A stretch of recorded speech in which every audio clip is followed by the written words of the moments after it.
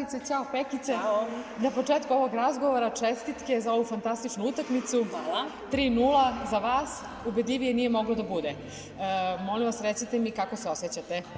Pa, kakav je osjećaj kad je pobeda u pitanju, super. Pogotovo 3:0. Da, još je tu publika bila, sve vreme su bili aktivni i pomogli su nam mnogo i Kao i nekako uvek. u tom broju i bez njih bi sve bilo teže.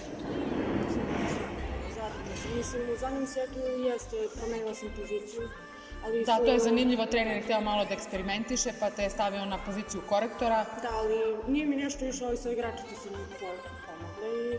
Pa nisi ni toliko loše snašla. Biće bolje. Zato ste tim. Odlično, bile ste fenomenalne.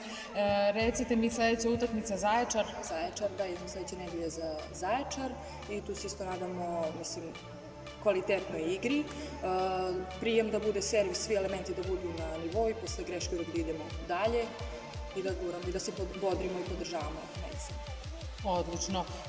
Situacija je i dalje ista, jedan igrač je povređen, vi ste imali igračicu koja ima upravo pluća, pa ste slabije, mislim trenirala je slabije, ali se dobro Nikolina Bunić dobro se pokazala. Da, odlično ste bile u svakom slučaju.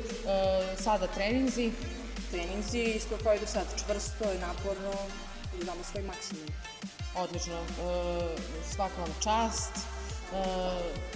Sve najbolje vam želim i dalje i još jednom čestitke od nas. Hvala.